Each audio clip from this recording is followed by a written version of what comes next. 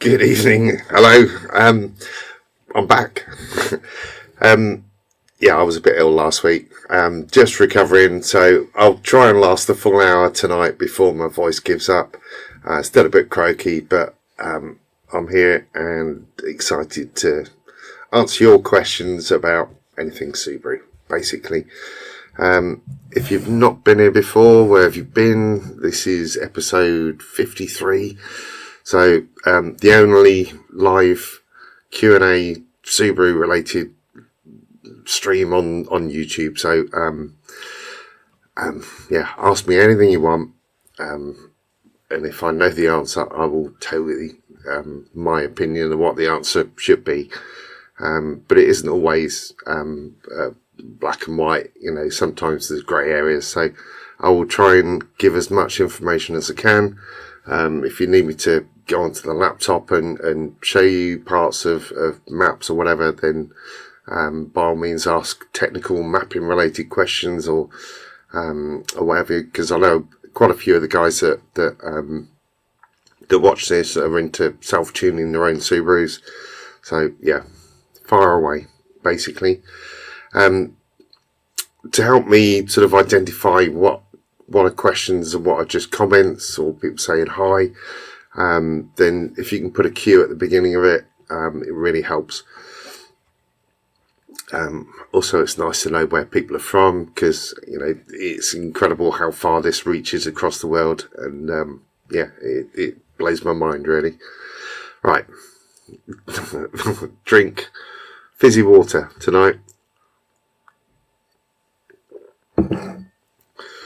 Right, just to give you a couple of updates on various bits. I'm not sure there'll be a video this week. Depends whether I get a chance to film tomorrow, and how croaky I am. I don't think anyone wants to sort of see a video where I'm coughing and sneezing and what have you, but hopefully through the back of that now. So hopefully we'll have a video out this weekend.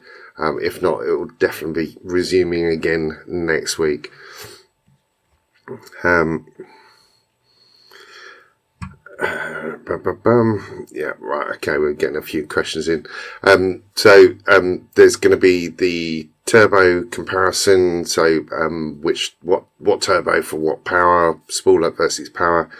Haven't quite decided what I'm going to title it yet, but it will be going through some turbo options for the various power stages that people want to get to. There'll also be the part 2 of the self-tuning your Subaru series. I started doing that last year, but kind of got a bit distracted with various things. But this is going to be a lot more detailed, a lot more in depth, and a lot more of them. So yeah, that's coming soon. Tiny Dash still not got there. So before you ask, Neil, sorry, but right, okay, because that's relevant to what I was talking about. What turbos I'm planning to just go through in the video. Not sure whether they'll make it onto cars, all of them, but I've got enough example cars, most of which are on video, that will be able to sort of show you what they're capable of. But a TD04 hybrid, a VF52, a VF400, and a 3071 sort of standard position turbo.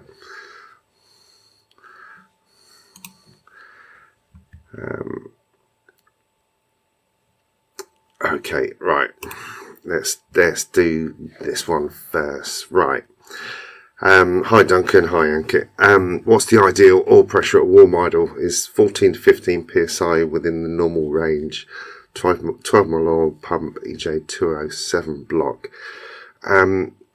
According to Subaru on the 257, I'm not sure on the 207, but the minimum acceptable oil pressure at idle is 1 bar. So 14.5 psi. I think 14 to 15 psi is really low, unless you're running like 0.30 oil, which you shouldn't be. So I would say there's possibly an issue there. that needs investigating. Ideal for me, I wouldn't want to see anything less than 30 psi at a warm idle. Hot idle, it might drop down a little bit below that. Obviously depends on what oil you're using, but on a 1040 or 1050 oil, 35 psi of oil pressure at idle is what I would be happy with. 14 psi, I would be probably taking the engine out, to be honest.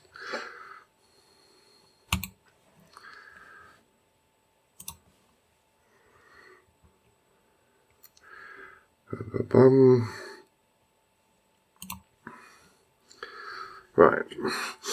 Okay, so a self-tuning question. Hi, Mashiko. When logging, I still sometimes hear some light DEP. When I went to the map to take some ignition off, I got some positive corrections. That means that my ignition timing is too conservative. Possibly. What it can mean is if your advanced multiplier has dropped down from, let's say, 16, if it's a 16-bit ECU, say it's dropped down to 12, 12, for example. If it wants, or if it tries to add ignition timing to try and get the optimum tune, so it will try and add some of that back in, using the learned correction, until such point that it's happy that it can then increase the advanced multiplier. Doesn't always work like that. I've sometimes seen sort of positive learned correction even when the advanced multiplier is at 1. It was on a 32-bit ECU. But generally speaking, it might just mean that there's elements of your timing map that aren't quite sort of perfect, and that the broader ranges for the learned corrections are maybe a little bit confused. So, you know, if give an example, your sort of learned correction range is from 3,000 to 5,000, then there's a big wide band of RPM points in that. So it might be taking out ignition timing at one point in there, but wanting to add ignition back in at another point. So I'd say something's not quite right. If you're hearing DEP, then obviously there's too much ignition timing in there, or it's not enough fuel. Alright, Omar, East Florida, East Coast of Florida, blimey, nice. Boom, boom, boom, boom.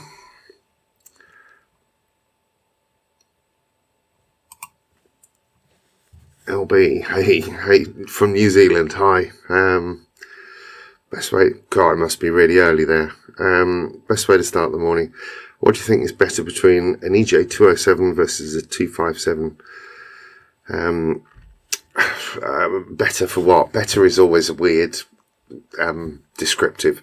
257 is wonderful for the road because you've got instant spool up, you've got torque, but it's not a good base for tuning compared to a 207. The 207 block is stronger, but you know there are stronger 257 versions available. You know, closed deck, like the IAG kind of engines, but still the 207 is a stronger block. So better is subjective. On my Legacy, that's going to have a 257 in it. I put a 257 back into the Forester STI, but the 2 litre is, you know, is more reliable in my opinion.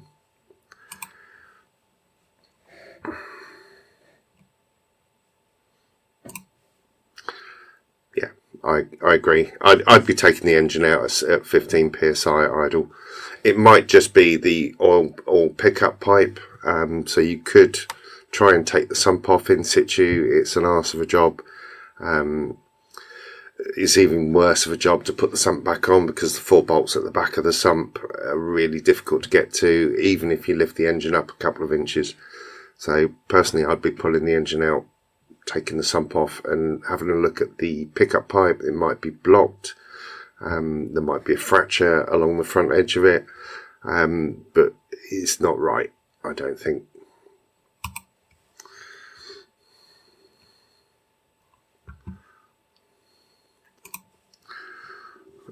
Sorry, 130. Hola.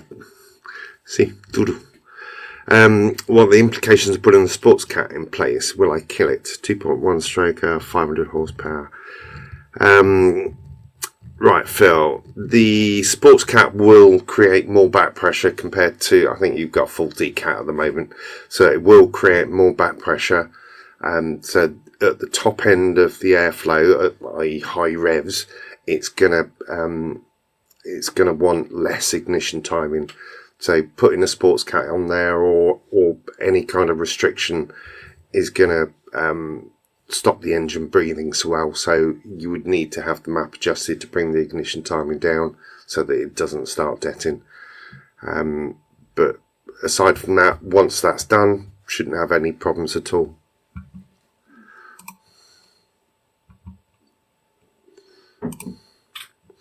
Okay, so using 1540 mineral oil break-in period, I still think that's too low, particularly with that oil. It's probably not even hot. Hot, that's going to go down probably below 10 psi. I think that's too low.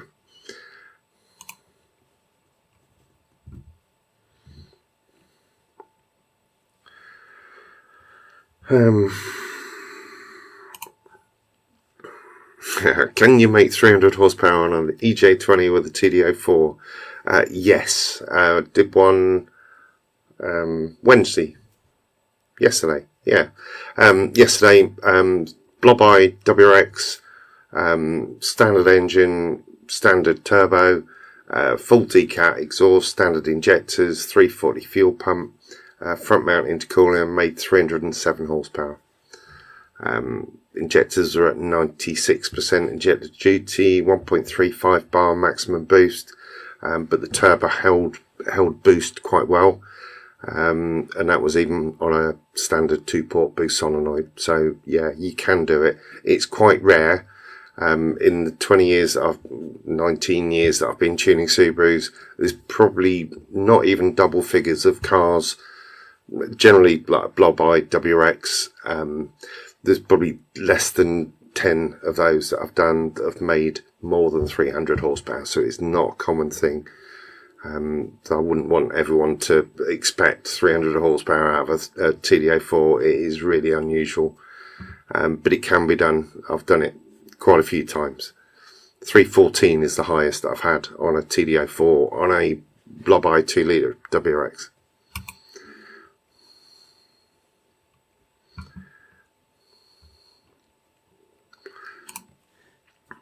Yeah, a standard TD04, it's really rare. Hybrids, that's the whole idea with a hybrid. Bigger wheel inside a TD04, it will do it, as long as it's been built properly. Can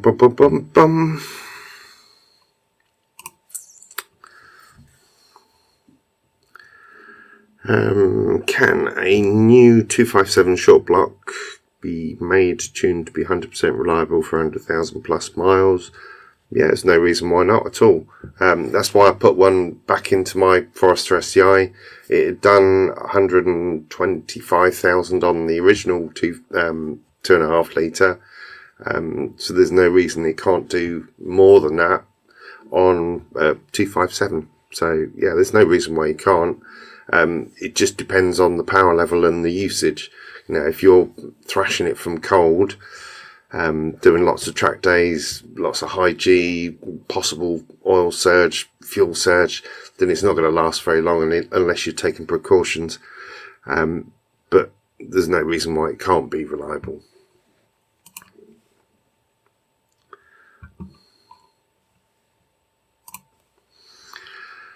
What would you need to do to make a 2.5 engine as reliable and as strong or similarly as a 2 litre?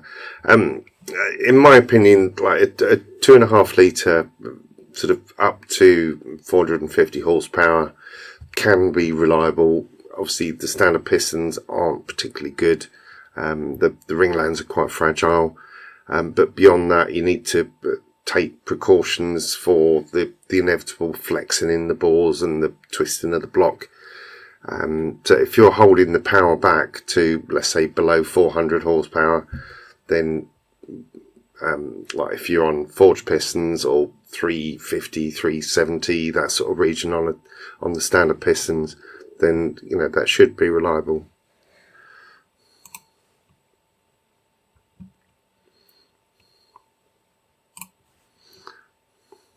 Yeah, and Neil's is the same. I hope yours lasts a bit longer than mine did, but mine had just rattled the big end bearings on a cold start where the car had been left for a couple of weeks, so it would have probably gone on for another 5,000-10,000 miles. It only did it once, but I heard it and it had to come out at that point.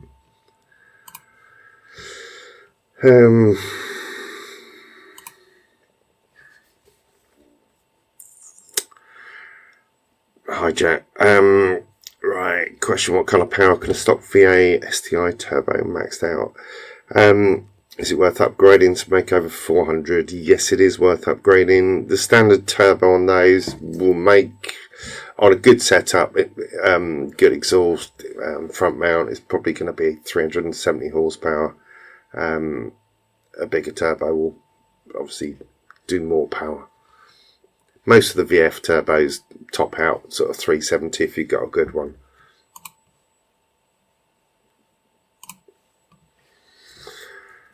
Hi Don, how can I make my VF52 spool faster on a 2 litre?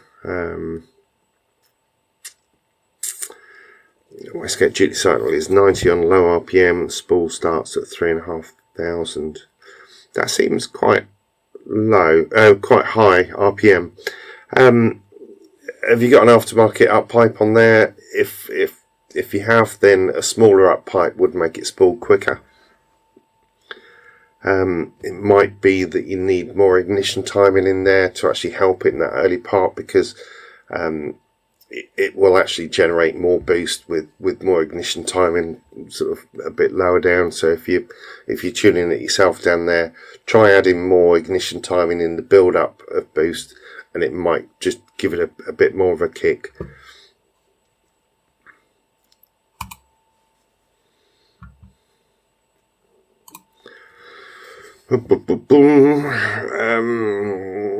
Another question: what do you recommend for fuel pump? OEM replacement, e.g. Denso, or aftermarket? If so, which? Seems to be loads on the market that look like poor quality. Yeah, the OEM ones, they're a lot more expensive than a Walbro 255. The Walbro 255 is the perfect upgrade for me for a fuel pump. They flow better and they're cheaper. A good Walbro 255, it normally comes in a box that's, it's badged up as Cytec, but they work. The 340 litres per hour pumps, whether it be, there's lots of different manufacturers or people that sell them, but I find that they're slightly less reliable than a 255. Depends on the power figure that you're wanting to get to. A 255 is good for 400 and something. But yeah, the 340s tend to all be made in the same factory and then stamped with whoever's selling it on.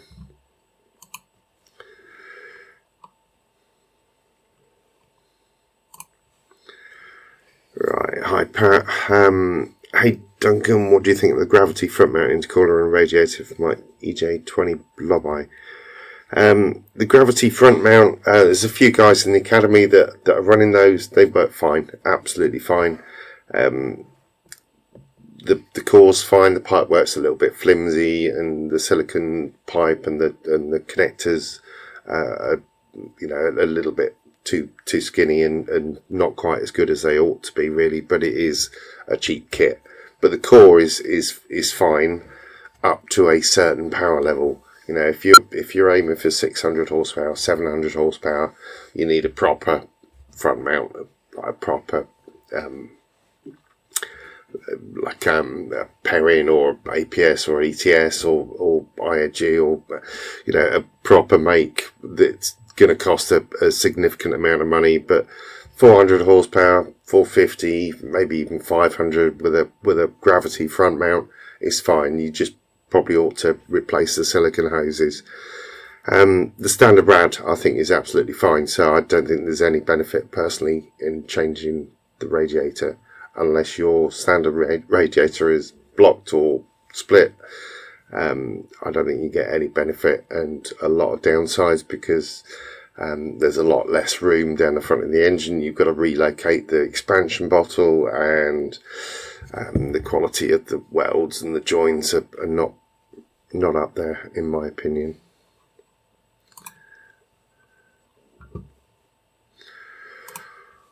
Ooh, Matty B. Hello, Matt. What power would you say is the ultimate sweet spot on a new age SCI? Yeah, somewhere between 350 and 450 is ideal. I don't think going above 450 gets you a car that's any more fun to drive. If anything, it's a lot more hassle. 450 is probably the top end of where I would say I would want to be in a new age STI. Obviously, on a new age, it's a heavier car, so you know it has to be above 400 really. But yeah, the 350 to 450 in that region is good fun. Good fun for track days. Good fun to actually just go out and have a drive, park it up, and pretty much forget about it. The higher the power, the more hassle they are.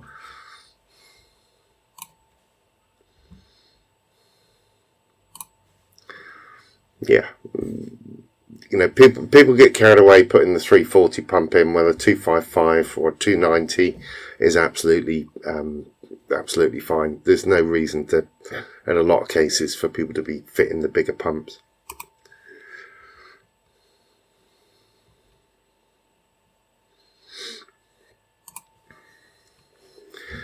Yeah, sweet spot for a GC8. Mine's around 380 to 400. I think 350 on a GC8 is a really quick car. And 350 on a GC8, you're kind of within what the gearbox can cope with. You're kind of within what the injectors can cope with. Kind of within what the engine can cope with. Going above that tends to be quite an expensive step. But if you've done that step already, then yeah, 380, 400 is good fun.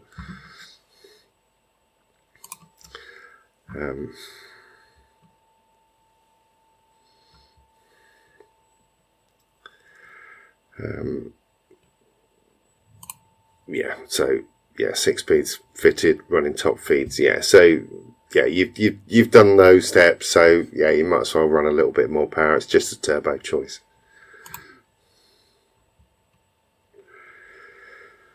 Ooh,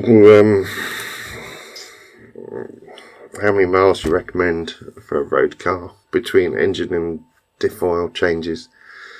Yeah, diff oil is not that often really, to be honest. Engine oil, the service book says 6,000. If it's a sporty or enthusiastically driven car, then I would cut that down, maybe 4,000. Diff oils, I can't remember what the book says on that. I think it's something like 40,000 off the top of my head, but I'm guessing on that. Yeah, but engine oils, 6,000 or less, or every 6 months.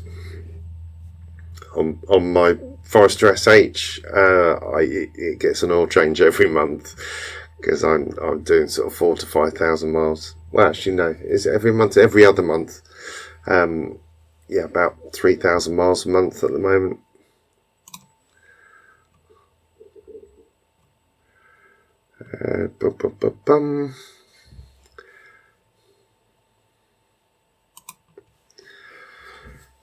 Turbo's multi-gear 321T, yeah, it has, but you've run out of injector duty. Okay, so you got 550s in there, I guess. 1.67 turning off to 1.45. Yeah, it looks like a nice, safe map that's actually fun and drivable.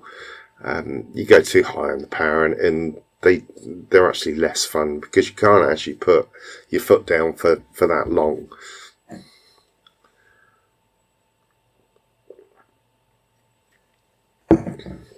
Right, let's see if I've missed any.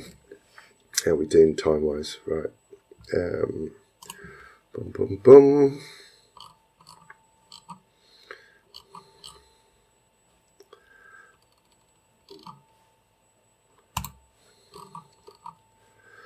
Okay.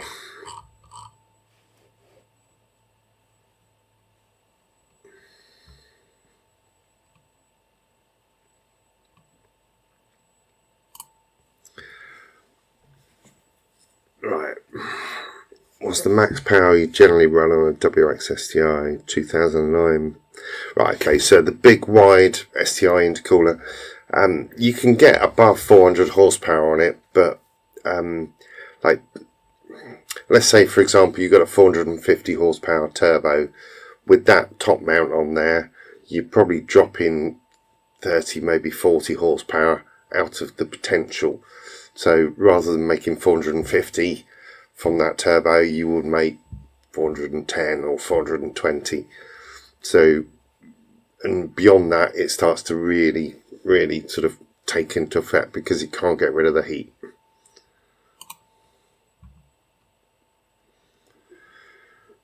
Boom.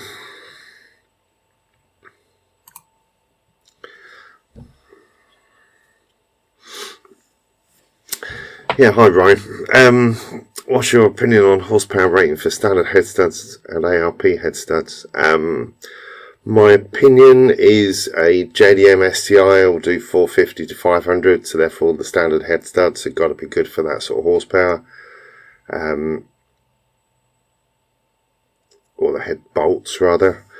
ARP head studs, I've run 11mm head studs at, I think it was 700 before I went 14mm, maybe 650 on the ARP 11mm, and then 14mm, yeah, up to 850. But yeah, the standard head bolts are supposed to be reusable. A lot of people do reuse them. Mr. Subaru reuses them. But I think it's easier to put a set of ARP head studs in there, and you know, they're really easy tightening procedures for those, and they work every time, in my opinion. How are you? What are your thoughts on the head bolts, on the head studs?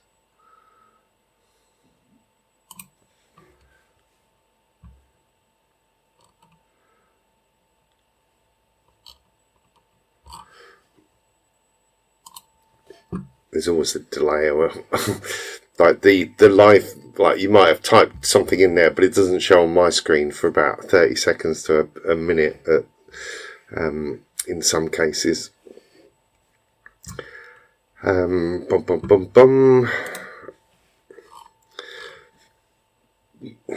are lots of opinions of what people think things are good for. A lot of the time it's things that people want to sell you. As a Subaru owner, you know, some garages, some tuners, some parts shops would just try and sell you what's on the shelf and say that it's the best thing. It isn't necessarily.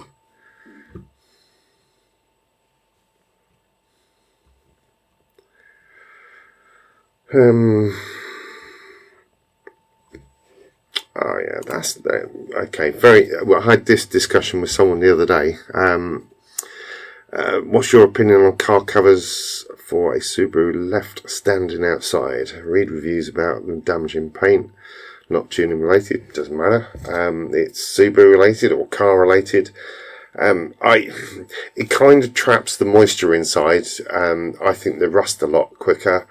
I think it does damage the paint unless you've got a really tight fitting one that is not going to get blown around by the wind. They quite often scuff the paint, but at the very least, it kind of traps the moisture within the car and within the paint, and it's not good. I've done it and put it outside with a cover on, and yeah, everything is not good afterwards.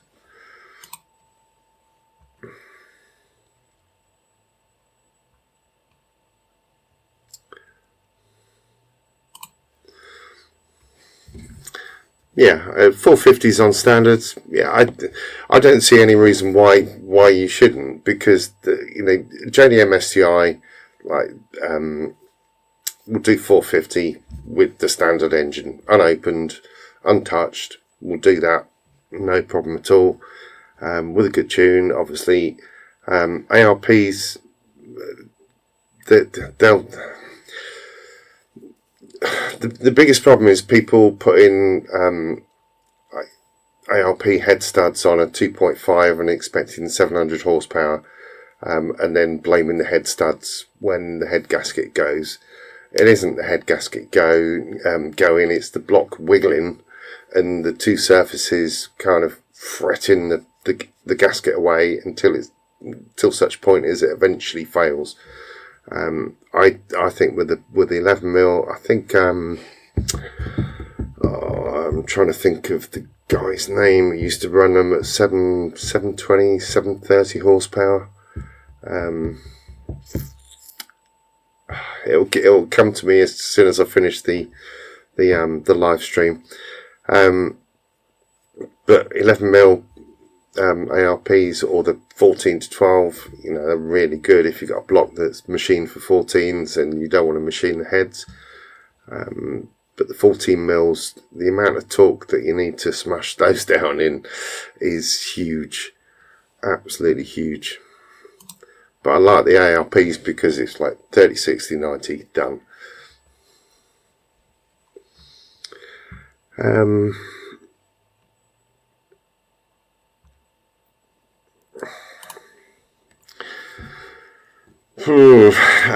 Yeah, well, this is probably one of the things that engine builders will differ on. I'm not I'm not putting myself out there as engine builder deluxe. I've built engines for my car and for customers' cars, but everyone will have their own little bit of secret sauce as to what they think is the right way to do it. It's got to help having uprated head bolts or head studs, but I think the issue is the block wiggles and they just disintegrate after a bit of time. So yeah, whether they're ARP or whether they've got stopper gaskets or got some gaskets with special fire rings in there or expansion rings. I can't remember the name of the gaskets that I tried to use once to try and get around this issue. When I was trying to get high power out of my 257, there were a Kinetic gasket with a separate insert of a gas ring. Didn't work. The head gasket still goes.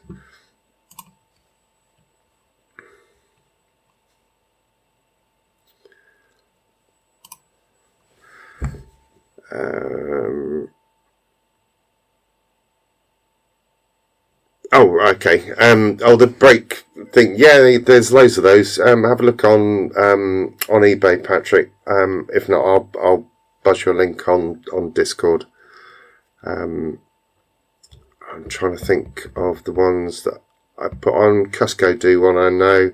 If you look at the Japanese side of things, then obviously they're right-hand drive cars, so that will fit.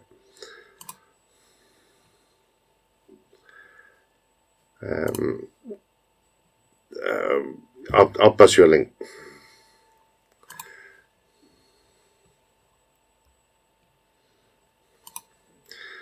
Right, okay.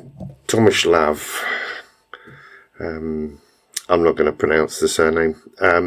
Right, you got an Impreza WRX 2.5 turbo from 2007. So Hawkeye WRX. How to get 300 horsepower. What parts should be changed? Turbo, basically. Your easiest way to get above 300 horsepower on that is changing to a VF43. So from the STI of the same year, or a VF48, and you've already got the bigger injectors, you've already got the decatted up pipe. The standard WRX intercooler is okay up to about 340 on that. So exhaust and turbo, and it's done. Obviously mapped.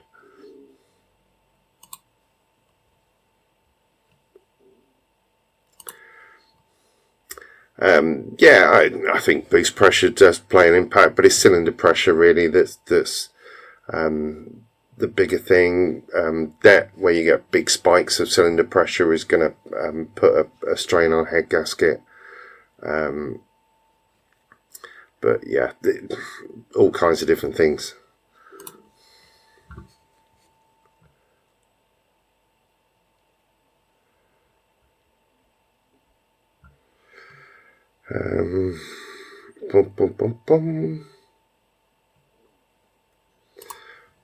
Right, you can only find for left-hand drive. I will send you the link on Discord tonight, Patrick.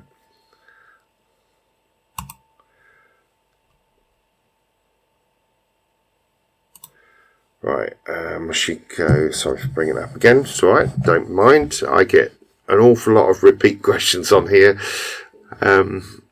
I was going to do a preamble of like answering all the repeat questions, but it's always a surprise if someone asks. Right, after loading the map, the ECU resets. Yeah, on your one, 16-bit ECU, the ECU resets. Sometimes if you've got a check engine code, you might need to do an ECU reset as well after you've flashed the map on there. But all the learn corrections, they reset. On a 32-bit ECU, they don't reset. So if you're tuning a 32-bit ECU, you need to do a reset before you can drive again and make sure that the fueling is right.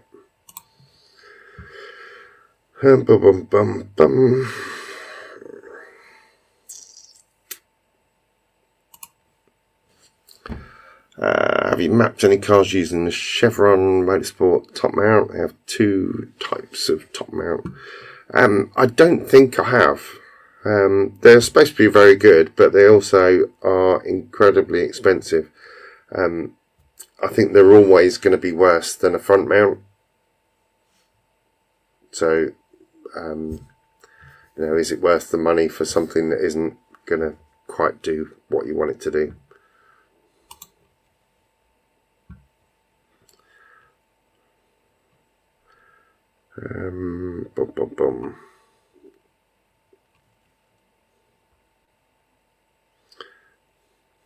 Right, not quite understanding this question. Right, a 0.49 AR turbo housing versus a 0.72 on a GTG X30 size turbine wheel.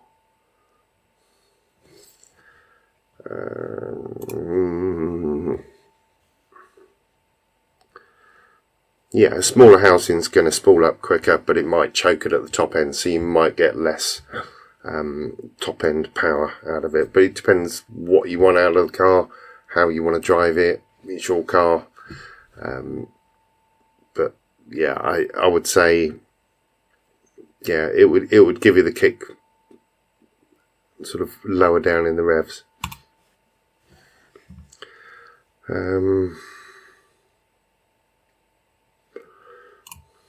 Okay. But still saw a lot of positive corrections. Okay. Right. This is where I think you can getting confused on this, Mashiko. So the negative corrections that you will see or hopefully not see when you're data logging, will be feedback, not correction, and fine learning, not correction. If you're logging knock advance, then that will always be a positive figure.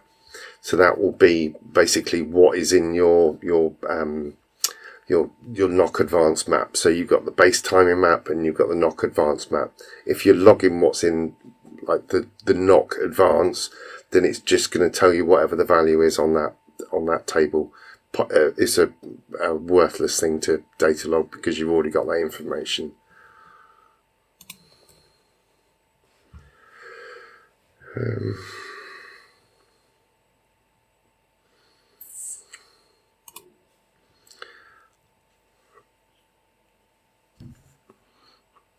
Is there a way of resetting the 32-bit land values without plug-in kit, removing a fuse, etc.? I'm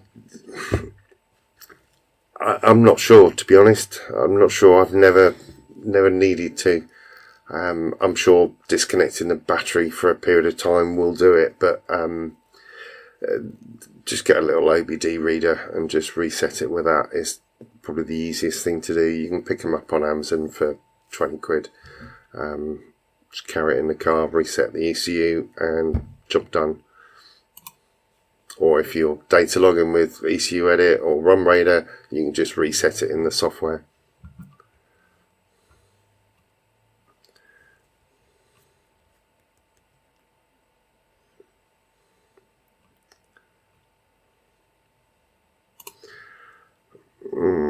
Okay, I need to see a data log on that, Mashiko. Send me a data log and we'll go through it. Because it would be very unusual.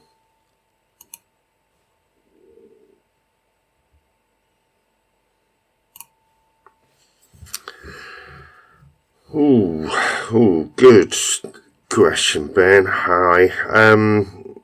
Can I still map them carbury and does the ECU stay locked? Yes, you can still map them with carbury. No, it doesn't necessarily stay locked. I'm pretty sure that carbury overwrites the little sector in the memory that has the ECU tech license, so it kind of loses that license. But you've got the software that can get into the lock the same as I have, and not necessarily an issue. But if someone else was wanting to go into it, then maybe there might be a fraction of a bit of the PPP license that's still in there that's locking them out. I don't know. I haven't tested that.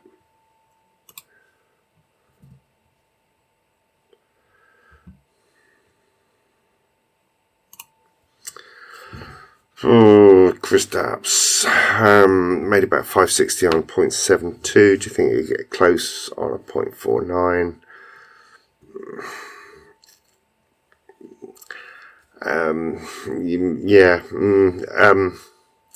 I think you'd probably get over 5, but I don't think you'll get anywhere close to 560. But every car is different. I could have a car park full of identical spec cars and they'll all make different power. So it depends, and it depends on what dyno.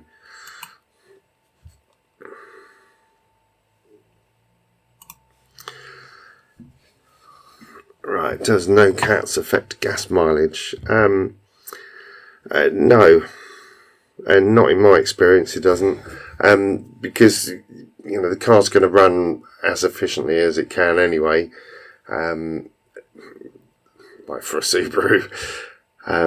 So when you're cruising and just normal driving, there's very little difference in the power that it makes with a cat and without a cat.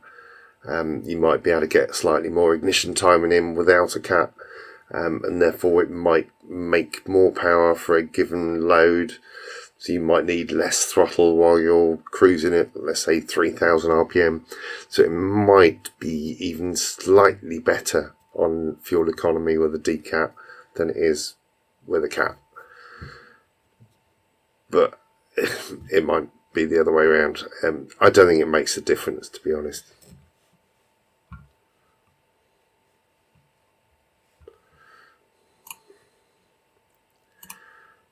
Yeah, no problems. But I think it's suck it and see, and you can always go back to the 0.72 if you want, or have two of the same turbos and swap depending on what you want to use the car for.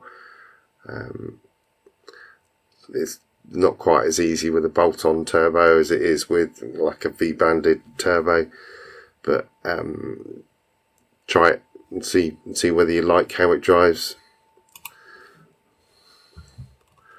Right, how are we doing time wise? I've still got a voice, which is good.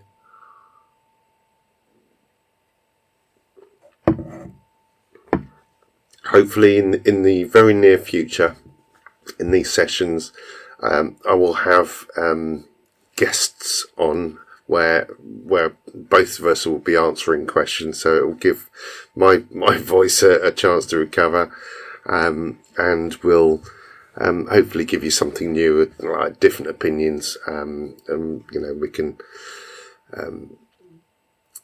hopefully share a bit more knowledge for you. But yeah, I'm working on the guests for that. I think it'd be good.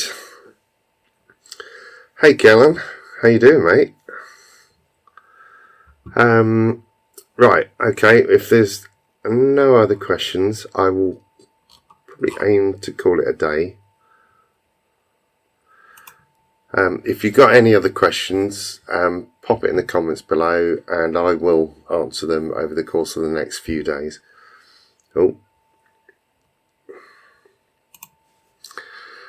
Right, okay. Last for me, a clutch replacement, not using a ramp, pull the engine or the gearbox. Engine, easy. Engine out, hour and a half, change the clutch, clean up the engine bay a bit, pop it back in. Dropping the box out under the car when it's on the ground is, it's horrible. If it's a 6-speed, it's even worse. Yeah, getting the engine out is easy. Really easy. Right, thank you very much, and I will see you next week. Cheers.